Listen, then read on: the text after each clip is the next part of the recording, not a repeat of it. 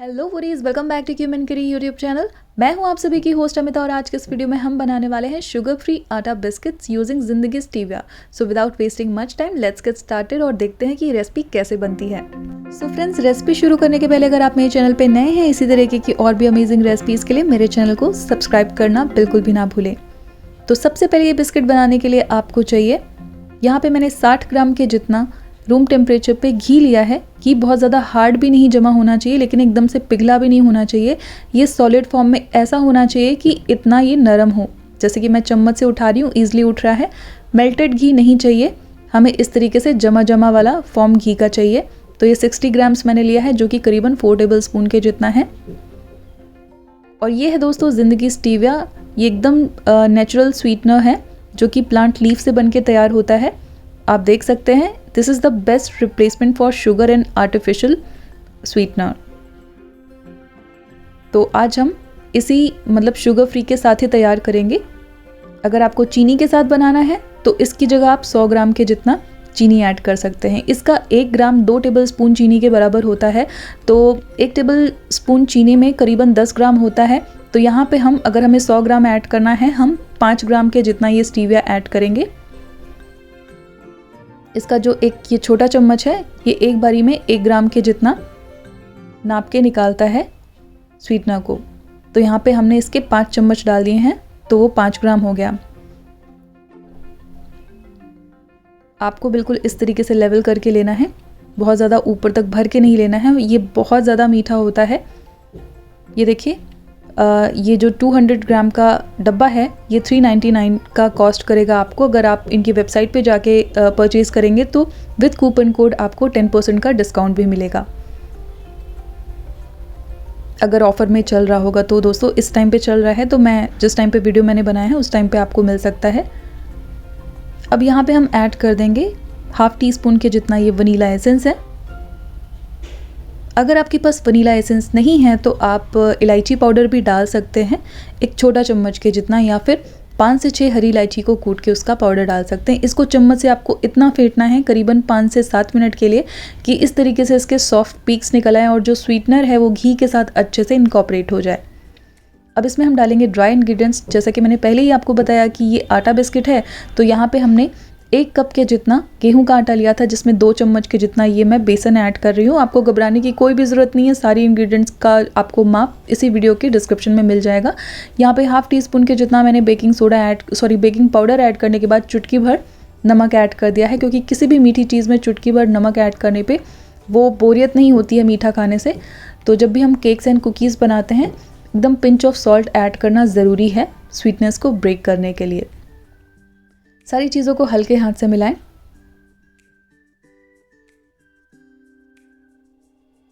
अगर आपको mixture dry लगे आप 2 से 3 चम्मच या फिर मैक्सिमम 4 चम्मच के जितना दूध भी डाल सकते हैं। दूध नॉर्मल रूम टेम्परेचर पे डालना है, ना ठंडा करना है ना गर्म करना है।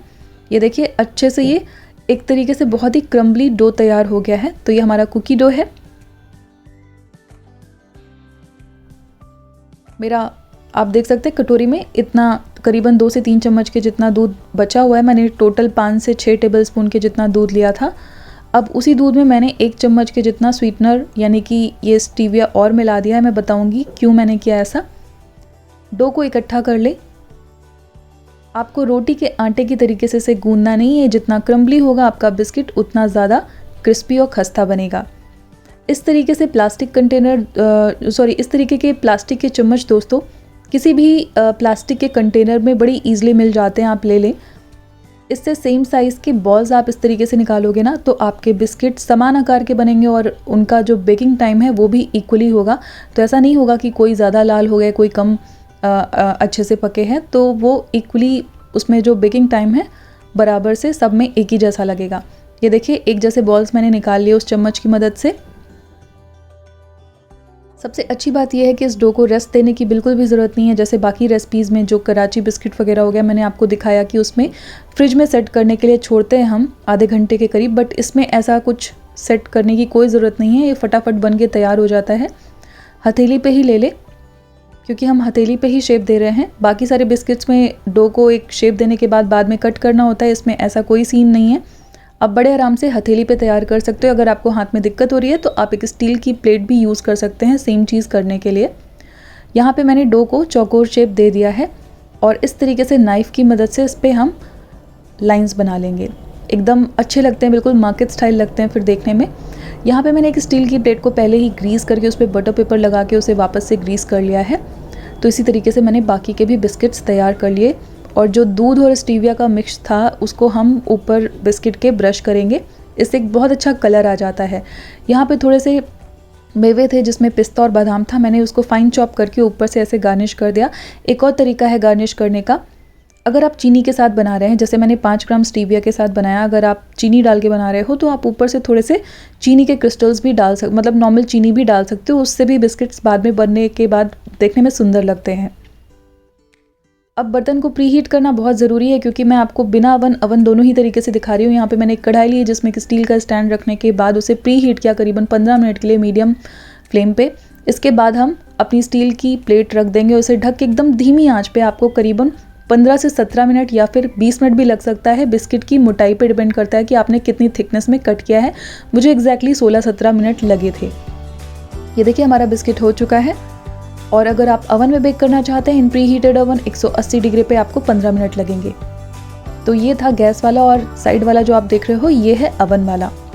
दोस्तों मैंने घर पे ही जुगाड़ के साथ बटर पेपर किस तरीके से तैयार करे, जैसे बहुत सारे दोस्तों के घर पे बटर पेपर ईजिली अवेलेबल नहीं होते हैं, घर पे ही नॉर्मल पेपर के साथ किस तरीके से बटर पेपर बनाएं, मैंने अपने और भी कराची बिस्किट के वीडियो में बताया है। अगर आपको देखना है तो उसका लिंक आपको डिस्क्रिप्शन बॉक्स में मिल जाएगा।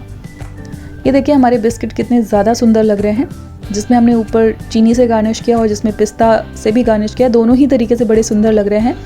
तो अगर आप शुगर फ्री बनाना चाहते हैं, शुगर फ्री इस्तेमाल करके भी बना सकते हो। मैंने इसी तरीके की और भी बहुत सारी रेसिपी शेयर की हैं। मैंने गुड़ के साथ भी बिस्किट बताया है। अगर आपके पास शुगर फ्री नहीं है तो आप गुड़ के साथ भी बना सकते हो।